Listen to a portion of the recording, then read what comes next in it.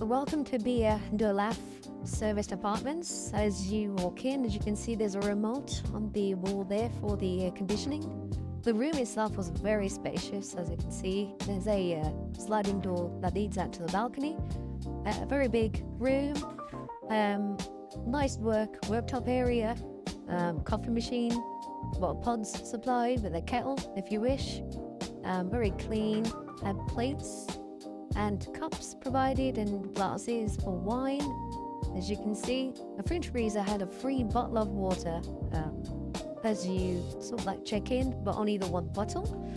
Yeah, you can see pots and pans, so anybody who does want to do some catering for themselves, welcome, and plenty of cutlery should you wish to eat whilst you're in the room. Now, plenty of hanging space, as you can see there, and drawer space at the bottom. There was also a safety box for your personal possessions to be kept safe. Walk into bathroom, very clean, very tidy, functional. Rain shower and a normal shower as well, with body wash supplied. No sort of like hair wash or any moisturizer, so you have to sort of like cater for yourself there, but really good bathroom area, clean, tidy, functional again.